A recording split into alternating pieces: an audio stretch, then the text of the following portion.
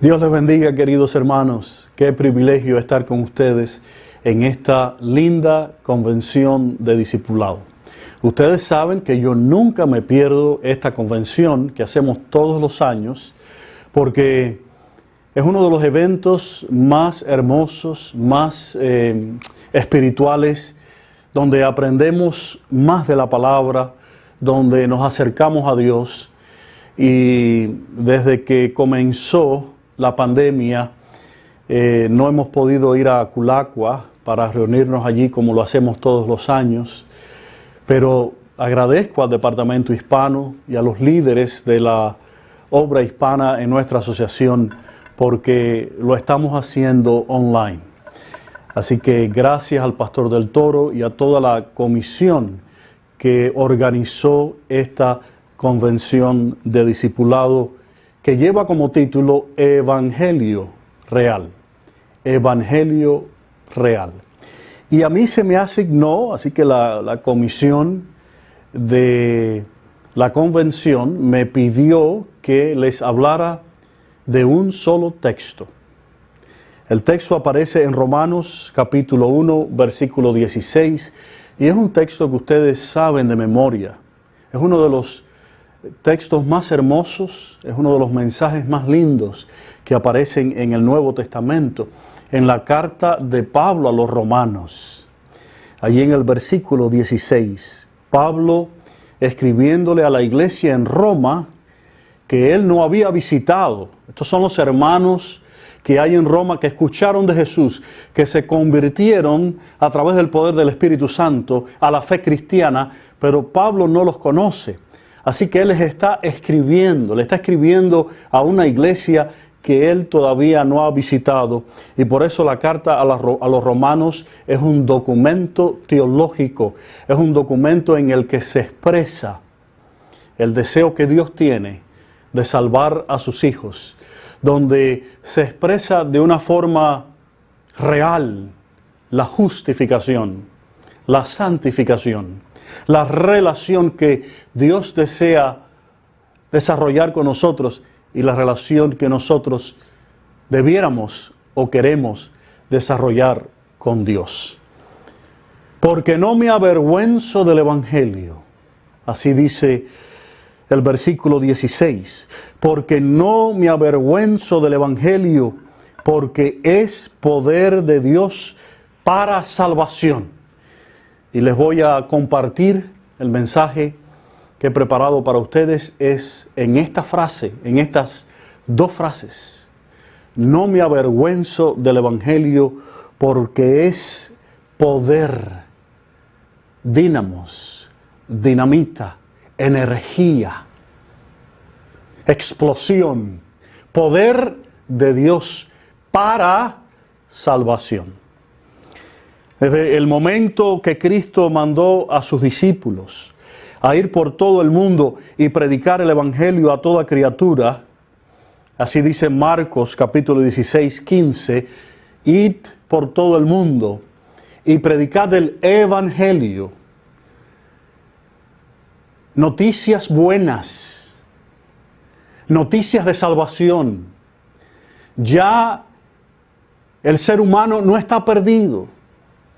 Gracias a la muerte de cruz, gracias a la muerte de Cristo en la cruz del Calvario, el ser humano encuentra poder de Dios para salvación.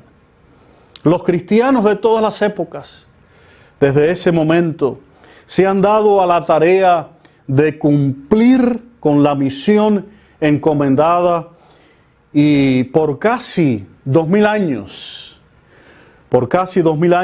han compartido las buenas nuevas de salvación en todo lugar, a toda nación, tribu, lengua y pueblo, muchas veces a costa de sus vidas y la de sus familias. Los verdaderos cristianos no se avergüenzan del Evangelio, porque es poder de Dios para sus vidas. Estuve leyendo sobre la fidelidad y el valor que manifiestan los cristianos en Irak.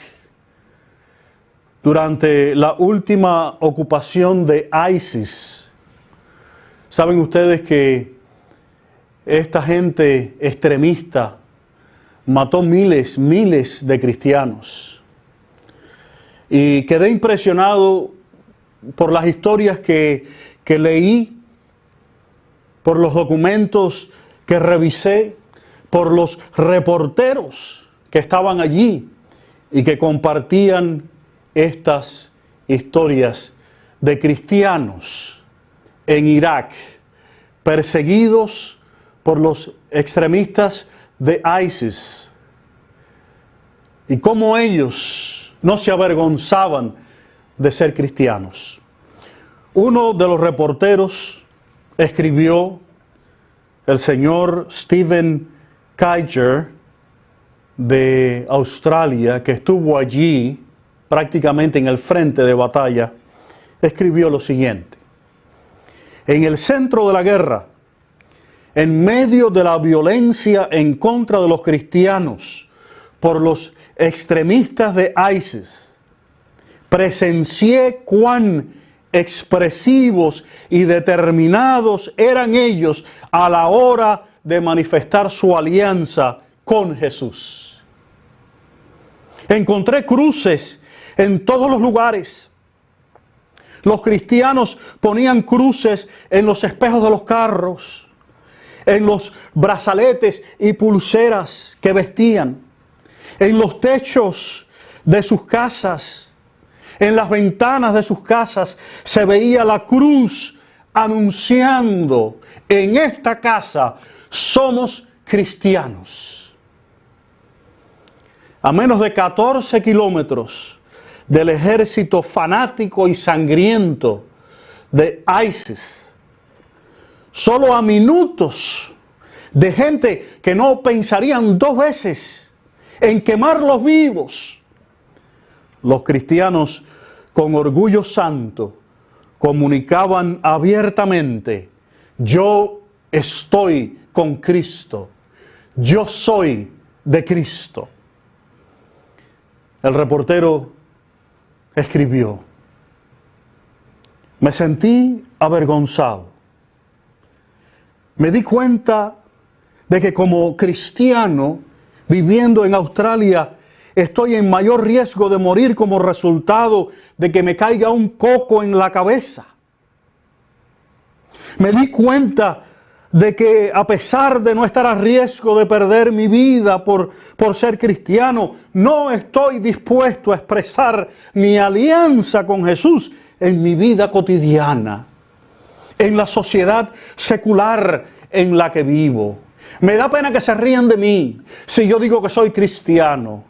Me da pena que piensen que soy de pensamiento arcaico, que soy de otro mundo porque soy cristiano.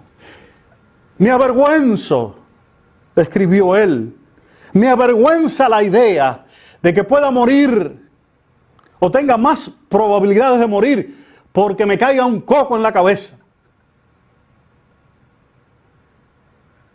por decir que soy cristiano.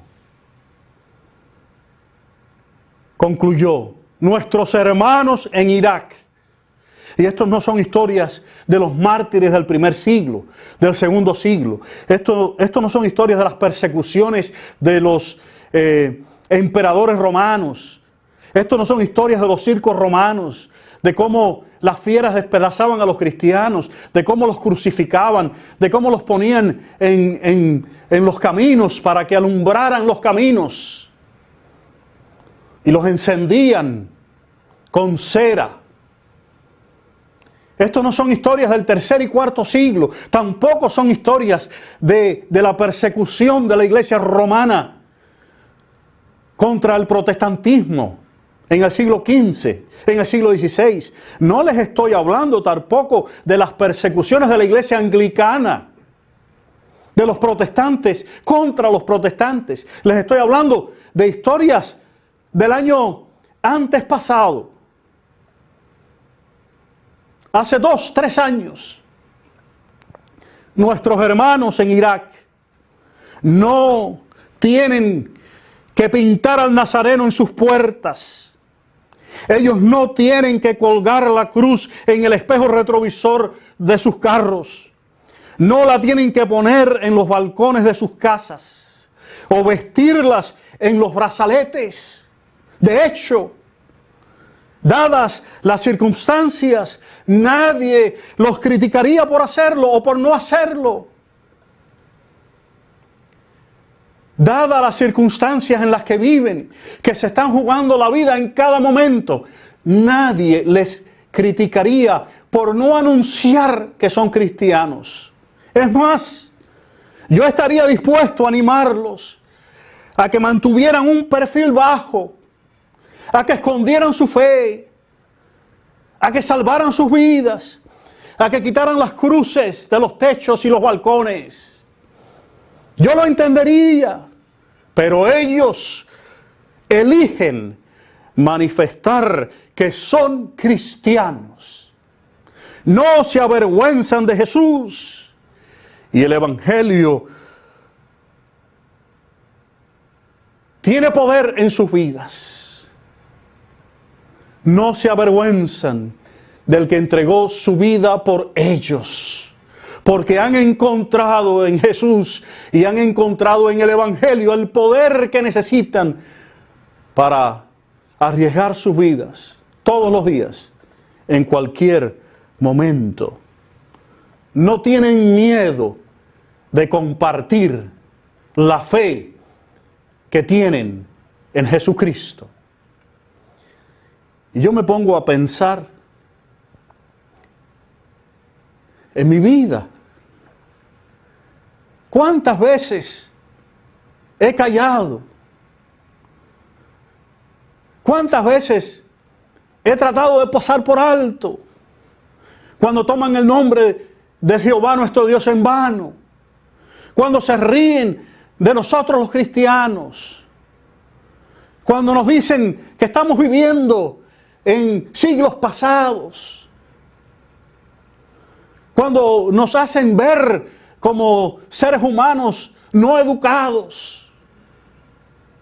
¿Cuántas veces he bajado la cabeza, he cerrado los ojos, he permanecido en silencio cuando mi Señor Jesucristo ha sido atacado, cuando el Evangelio ha sido menospreciado? Y escucho estas historias que no son de 2000 años atrás, ni de 600 años atrás. Son historias de 3, 4 años atrás. Y cómo esta gente está dispuesta a dar su vida por Jesús y no se sienten avergonzados del Evangelio. Y me siento chiquito. Me siento mal. Porque servimos a un Dios grande. A un Dios con poder. Que puede transformar tu vida y mi vida. Que nos puede sacar del fango de destrucción y pecado en el que vive este mundo, en el que vivimos nosotros los seres humanos, y a veces nos avergonzamos. De alguna manera, estos cristianos están convertidos a una verdad que nosotros necesitamos hacer nuestra, necesitamos entender. Necesitamos convertirnos a esa verdad. Que el Evangelio tiene poder. Que Jesús tiene poder. Que Jesús es real. Que el Evangelio es real. Nosotros, de alguna manera, necesitamos convertirnos a la verdad de que el Evangelio transforma, el Evangelio levanta, el Evangelio sana, el Evangelio perdona, y esos son los elementos básicos, hermosos, que le dan poder al Evangelio. Es poder para ellos el Evangelio y es poder para nosotros. ¿En qué consiste? ¿En qué consiste el poder del Evangelio? ¿Dónde está ese poder? ¿Has experimentado en tu vida de manera práctica el poder del Evangelio?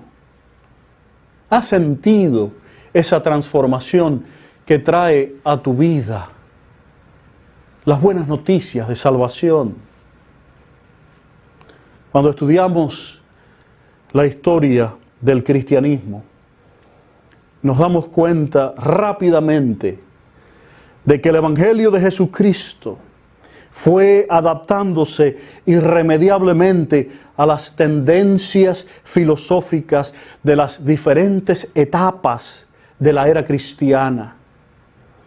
El Evangelio se manifestó con poder para salvación y transformación y se usó también para ejercer poder.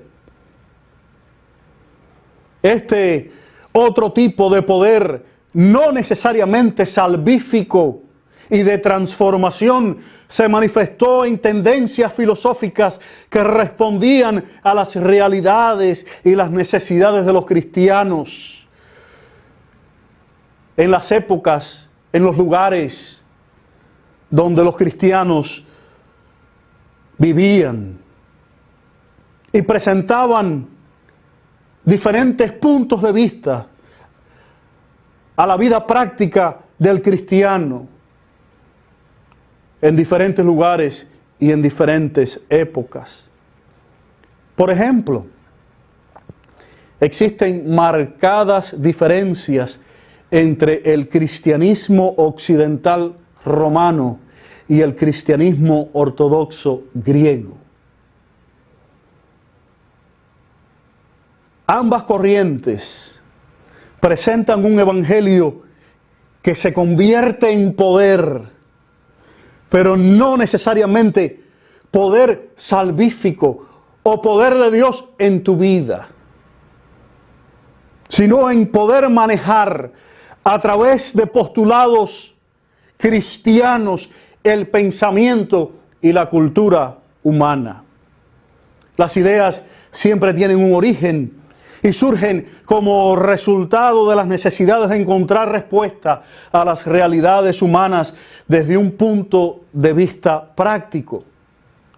Pueden ser afirmativas las ideas, pueden ser confrontativas, pueden ser apelativas, pueden ser de manera de experiencia, experimentativas, entre otras tendencias, pero siempre las ideas tienen un origen que responden a una pregunta que los seres humanos nos hacemos en un momento específico, en un lugar específico, y tratan de responder a esa necesidad y siempre apelan a una audiencia específica.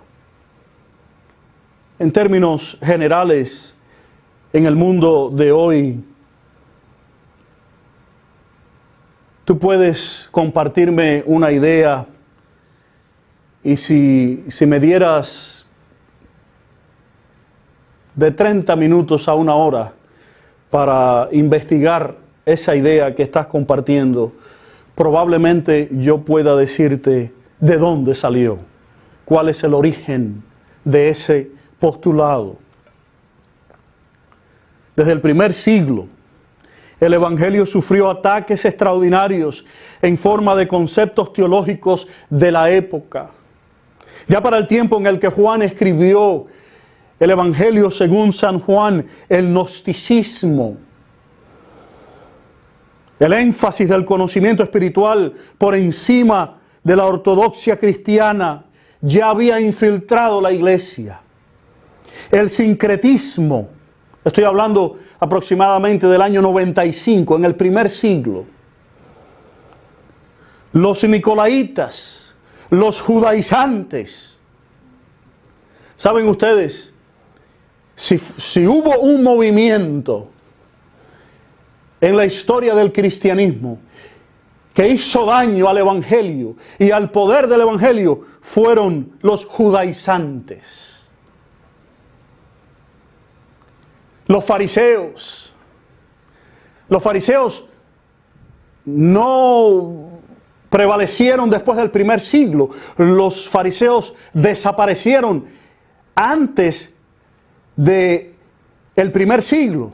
Sin embargo, el fariseísmo marcó impactó el evangelio y el pensamiento del cristiano por el resto de la historia del cristianismo hasta el día de hoy. Los judaizantes, los docetistas, los que niegan que Cristo vino en carne, que se humanizó, que se hizo semejante a nosotros, que nació de una virgen como un niñito. Todas estas ideas estaban distorsionando los principios ortodoxos del evangelio.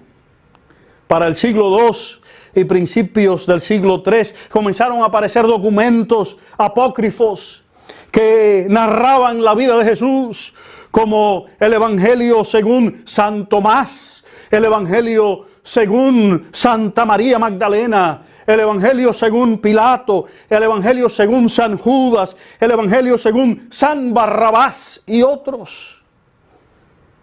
Quiero decirles que hay más de 130 evangelios que distorsionan la vida de Jesús, el ministerio de Jesús, las palabras de Jesús, los hechos de Jesús, su muerte en la cruz, la razón por la cual entregó su vida.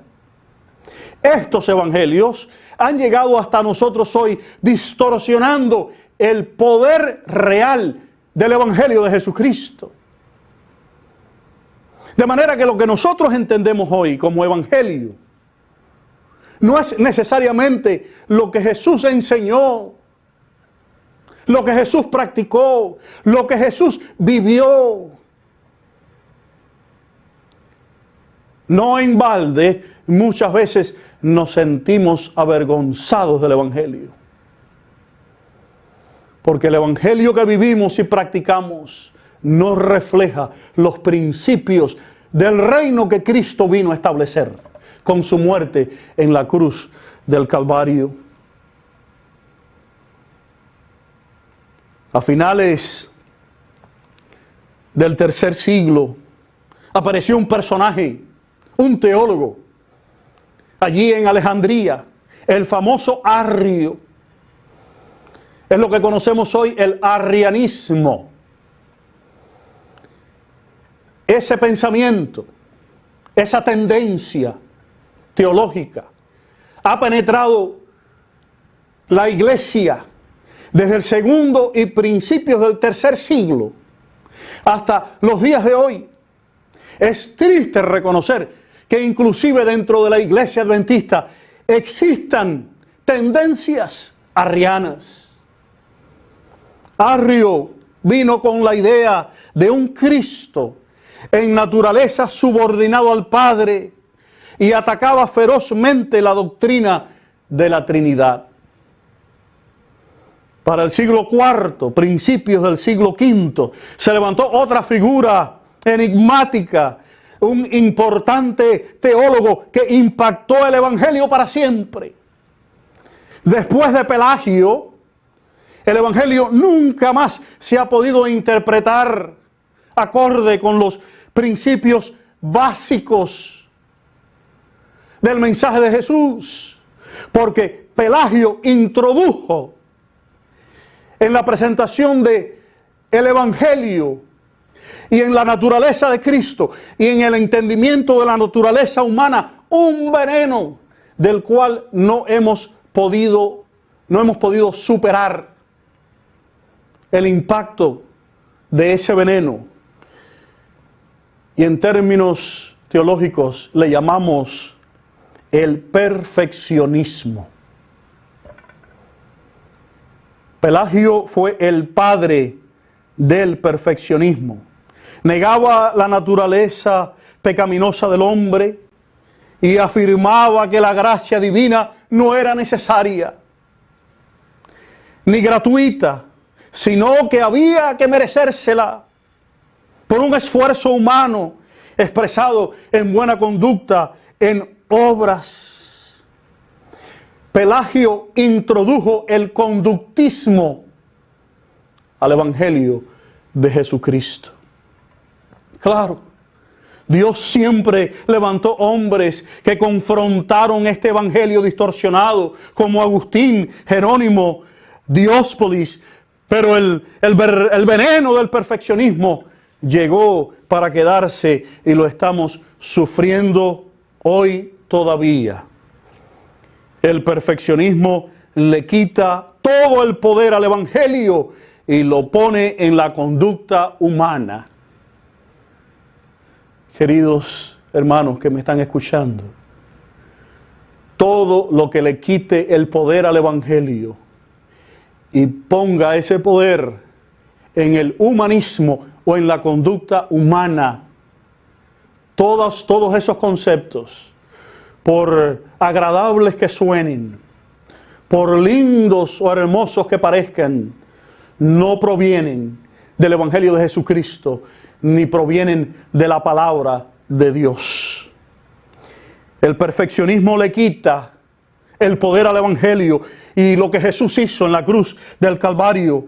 Así como el fariseísmo llegó para quedarse, el perfeccionismo ha distorsionado la vida y la conducta de millones de personas a través de los siglos.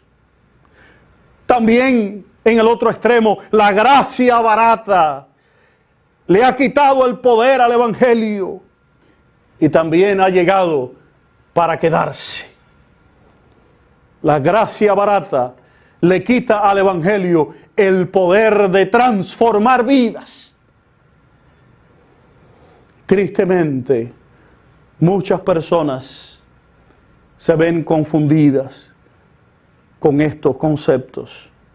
No voy a tomar mucho más tiempo haciendo historia, porque todos sabemos los horrores que se cometieron durante la Edad Media, con las indulgencias, el poder absoluto de la Iglesia romana, los crímenes de la Iglesia anglicana, entre tantas cosas que la Reforma trató de enmendar.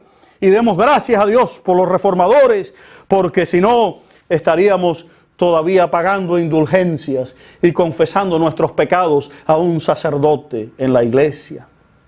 La Reforma nos lleva al mundo moderno, y el mundo moderno, obviamente, ya plagado con todas estas filosofías de la Edad Antigua, la Edad Media y el protestantismo, se da a la tarea ahora de descubrir que el Evangelio tiene poder. Pero tiene poder para usar las masas y la sociedad y manejarlas con agendas que no son necesariamente las agendas de nuestro Señor Jesucristo. Casi se nos hace imposible percibir el poder del Evangelio y diferenciarlo de un Evangelio que ejerce poder. Voy a repetir esa frase.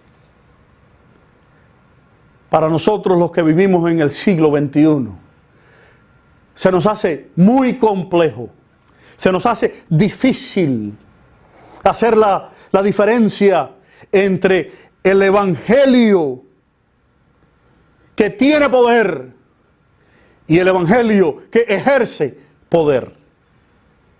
¿Qué papel juega el Evangelio en nuestra sociedad? ¿Cuál es la relación del Evangelio con la cultura? Saben, yo enseño una clase que tiene que ver que trata con el asunto de reconciliar el Evangelio y la cultura. Interesantemente, los pastores que somos parte de esa clase a nivel doctoral, los participantes, se nos hace extremadamente difícil reconciliar si el Evangelio está por encima de la cultura, si la cultura está por encima del Evangelio, si el Evangelio opera dentro de la cultura, si el Evangelio debe influir o influenciar la cultura, o si la cultura toma lugar preponderante influenciando el Evangelio. Pasamos días analizando estas cosas y a veces no podemos llegar a conclusiones sólidas. Pudiera resumir esta parte de mi presentación diciendo que hoy en día El Evangelio se analiza y presenta a través de movimientos sociales muy importantes. Nos conducimos y hacemos iglesia muchas veces sin darnos cuenta de que las decisiones que tomamos responden a conceptos contemporáneos de nuestros días. Y les voy a mencionar algunos movimientos teológicos del mundo de hoy. No puedo explicarles en detalle en qué consisten, pero está la teología reformada, está la teología empírica, esa es la que estudia la Biblia de manera científica, tratando empíricamente de demostrar o de evaluar las declaraciones bíblicas. La teología, the evangelical theology, la teología feminista, la teología de narrativa, la black theology, la teología de la liberación, la teología de la ecología, por mencionar algunas tendencias que impactan el entendimiento del Evangelio hoy y son las más importantes. Necesitamos reconocer que todos nosotros, de una forma u otra, hemos sido influenciados por estas corrientes. Y es importante destacar que todas estas corrientes presentan postulados muy valiosos y justos para los que vivimos en el siglo XXI. Estas corrientes le dan poder al Evangelio, pero es un poder que se mueve a nivel de movimientos sociales muy importantes. Abarcan mucha gente y muchos nos beneficiamos de este poder que exige justicia social, atención por los débiles, de libertad a los oprimidos. Además de esto, ¿qué poder nos ofrece el Evangelio hoy? Cuando terminas de trabajar, cansado te retiras a tu cuarto y te dispones a prepararte para dormir. Cuando apagas la luz y cierras la puerta de tu cuarto y te encuentras con tu interior, con tu corazón, te pregunto, ¿qué poder tiene el Evangelio en tu vida? No estoy hablando ahora de movimientos sociales, no estoy hablando ahora de filosofías, no estoy hablando ahora de doctrinas difíciles de entender, no estoy hablando de distorsiones que han invadido el Evangelio desde el comienzo del cristianismo. Estoy hablando allí en tu recámara, en tu lugar íntimo, donde estás cerca de Dios. Te pregunto, cuando tú piensas en el Evangelio, cuando tú piensas en el valor del sacrificio de Cristo en la cruz del Calvario, ¿qué poder tiene para ti? Tratemos por un momento de ubicarnos en el primer siglo, allá con Jesús. Tratemos por un momento de borrar toda la historia que le he dicho, toda la historia que le he hecho de las tendencias del cristianismo, de las distorsiones del cristianismo, de las teologías modernas. Tratemos por un momento de ir allá donde está Jesús, parado, con el mar de Galilea a sus espaldas y la multitud escuchando sus enseñanzas. Escucha el poder del Evangelio. Escucha las palabras de Jesús. Bienaventurados los pobres en espíritu, porque de ellos es el reino de los cielos. Bienaventurados los que lloran, porque ellos recibirán consolación. Bienaventurados los mansos, porque ellos recibirán la tierra por heredad. Bienaventurados los que tienen hambre y sed de justicia, porque ellos serán saciados. Bienaventurados los misericordiosos, porque ellos también alcanzarán misericordia. Bienaventurados los de limpio corazón, porque ellos verán a Dios. Bienaventurados los pacificadores, porque ellos serán llamados hijos de Dios. Bienaventurados los que padecen persecución por causa de la justicia. Ahí le hice las historias de los cristianos en Irak. Están dispuestos, no se avergüenzan del Evangelio. Bienaventurados los que padecen persecución por causa de la justicia, porque de ellos es el reino de los cielos. Estos hermanos cristianos en Irak saben algo que nosotros todavía no entendemos. Ellos han entendido el poder del reino de los cielos. Ellos han entendido el poder del Evangelio. Ellos saben que en Jesús hay vida, que en Jesús hay resurrección, hay poder en Jesús. De ellos es el reino de los cielos.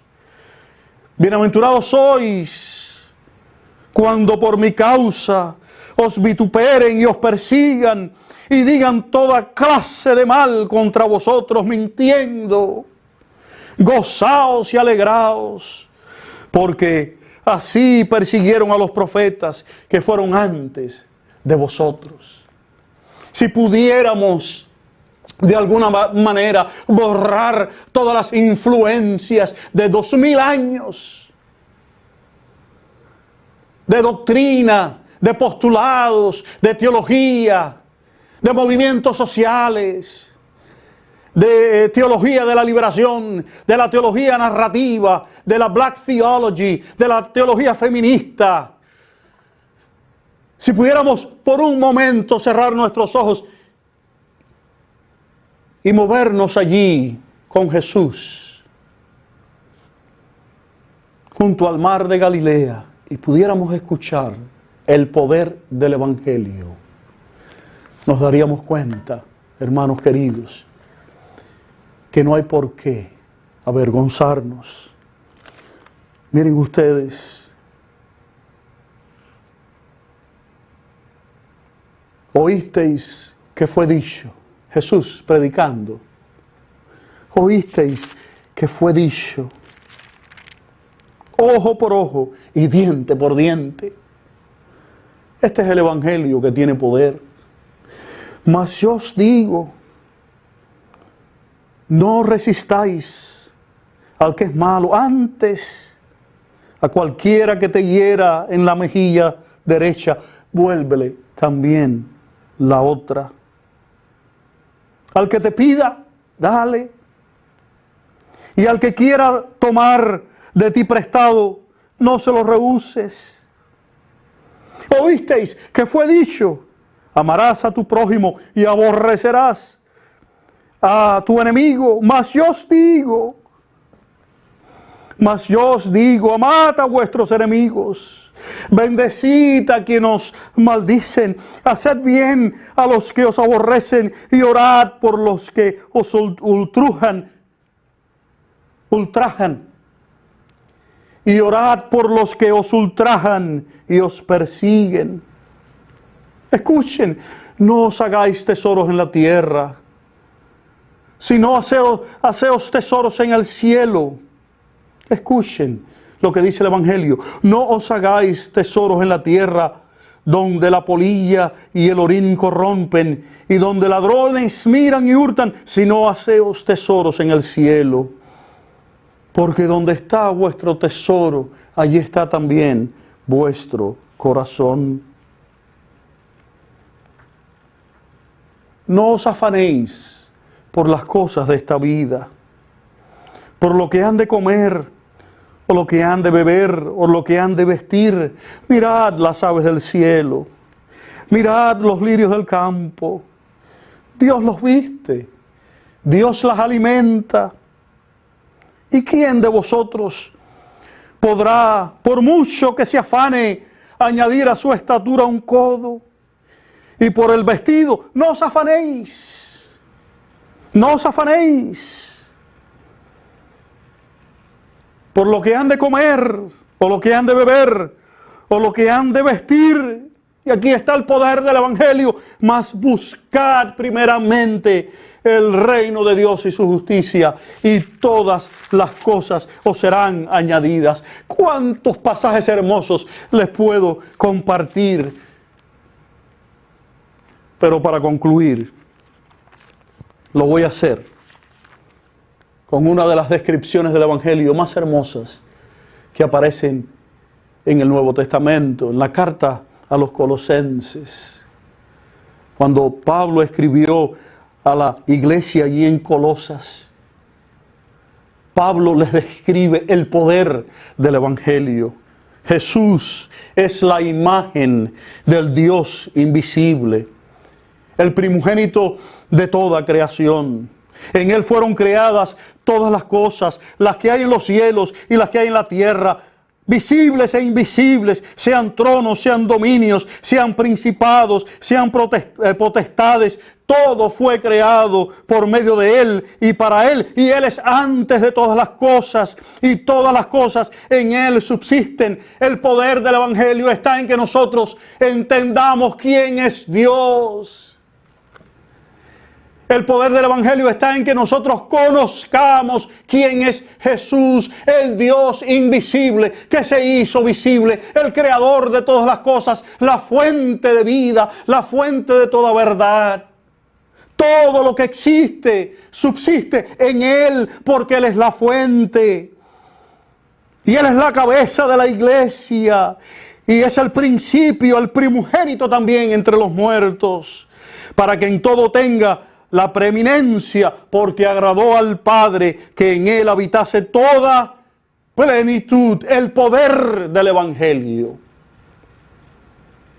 Y por medio de Él, reconciliar así los que están tanto en el cielo como en la tierra, haciendo paz mediante la sangre de su cruz. Y a vosotros, a mí, que en otro tiempo vivía lejos de Dios, era enemigo en mi mente, también nos ha reconciliado por medio de su muerte, para presentarnos santos y sin mancha delante del Padre Celestial. Aquí está el poder del Evangelio. El poder del Evangelio está en entender quién es Jesús, quién es Dios, quién es el Dios que se encarnó, que vino a este mundo, que dio su sangre redentora por nosotros. El poder del Evangelio está en que yo sepa quién soy yo, que yo sepa que no merezco nada, que por mucho que me esfuerce, nunca voy a llegar a la estatura de Jesús. Nunca voy a poder presentar su naturaleza perfecta, inmaculada, sin mancha, sin contaminación. El poder del Evangelio está en conocer a Dios, el creador de todas las cosas, y entender que por medio de la muerte de Cristo, tú y yo, que no merecemos nada, que en un momento estábamos perdidos, lejos de Dios, ahora estamos o somos reconciliados con Dios. El poder del Evangelio está en reconocer que a través de Jesús somos salvos, redimidos por su gracia, presentados delante de Dios como ofrenda de olor grato, vivos. Y que esta reconciliación con Dios trae un poder inmenso a la vida del cristiano, porque el poder del Evangelio se manifiesta en nuestro arrepentimiento, en nuestra confesión, en pedir perdón a Dios y a nuestros semejantes.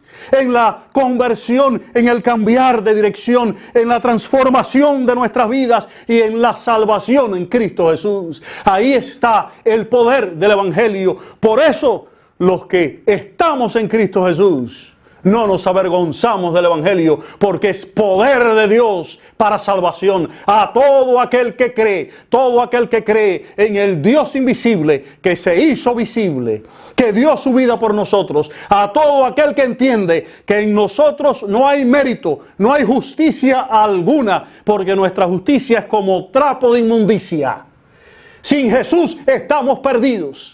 Y ahora el Evangelio nos da ese poder, no el poder de entendimientos teológicos extremadamente complejos, no el poder de movimientos sociales que estamos viviendo en nuestros días. El poder del Evangelio está en la cruz de Cristo, en su sangre redentora, en nuestro arrepentimiento, en nuestra confesión, en nuestro acto de pedir perdón, en nuestro deseo de que el poder de Dios transforme nuestras vidas y en el poder salvífico del Evangelio, el poder de Dios para salvación a todo aquel que cree. Te pregunto, ¿crees tú que el poder? Te pregunto, ¿crees tú que el Evangelio tiene poder? Allí cuando estás acostado en tu cama, cuando estás revisando tu corazón, cuando saliste de las cosas del mundo, de la rutina de la vida, de las cosas que distraen nuestro pensamiento, cuando nos metemos en movimientos filosóficos, religiosos, sociales, políticos, cuando salimos de todo eso, cuando Alan es Alan, cuando Allán es Allán. Allí, en mi intimidad con Dios, has encontrado el poder del Evangelio. Ah, familia querida, si solo pudiéramos por unos minutos caminar hacia ese lugar donde Jesús fue crucificado, pararnos frente a la cruz. Entonces, de una vez y por todas, entenderíamos el poder del Evangelio. Les he hecho muchas historias en este pasaje. Termino con una más, porque lo último que quiero compartir contigo es esto. El poder del Evangelio está a tu alcance, está a tu disposición. Dios lo dio. Dios lo dio. Solo tienes que pedirlo y es tuyo. El perdón, la transformación, la salvación es tuya. Durante la guerra que tomó lugar en Cuba a finales del siglo XIX entre España y los Estados Unidos, conocida también como la guerra hispanoamericana o Spanish American War, Clara Barton estaba allí sirviendo al frente de las operaciones de la Cruz Roja. Un día el coronel Theodore Roosevelt, quien llegara a ser presidente de los Estados Unidos, él era el que estaba al frente de la guerra allí en Cuba, vino a ver a Clara buscando comprar comida y medicamentos para su tropa, conocida en la historia como los Rough Riders. Clara se negó a recibirlo y le mandó a decir que no lo iba a atender y que no le iba a vender absolutamente nada.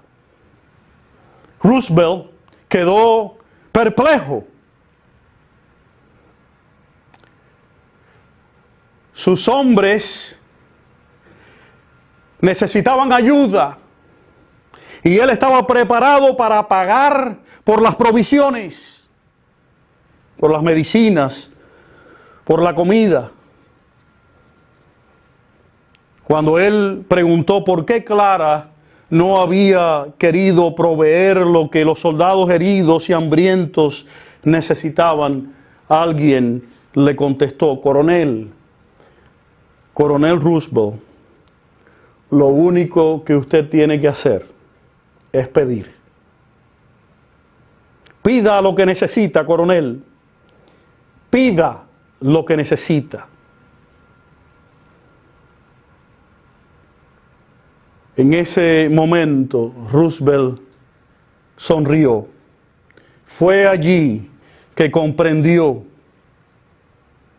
expresó años después, que hay cosas en este mundo que no tienen precio. Hay cosas que no están a la venta. Las provisiones no estaban a la venta. Lo único que tenía que hacer era sencillamente pedirlas, y estas provisiones serían provistas gratuitamente. Porque no me avergüenzo del Evangelio, porque es poder de Dios para salvación a todo aquel que cree. Y lo único que necesitas hacer para recibir este poder es pedirlo. Costó la vida de nuestro Señor Jesucristo y está a tu alcance gratuitamente. Que el Señor te bendiga. No me avergüenzo del Evangelio, porque es poder de Dios para salvación, para preservación de mi vida en este mundo y también para preservación de mi vida eterna. Dios te dé ese poder, hermano mío, amigo mío. Dios pueda darte el poder que solo se encuentra en el Evangelio, en la buena noticia de que Jesús pagó tu deuda y es hoy tu Salvador y quiere salvarte y quiere que tú vivas con Él. Llena tu mente con este concepto, con esta esperanza, y tu vida será transformada hoy y para siempre. Amén.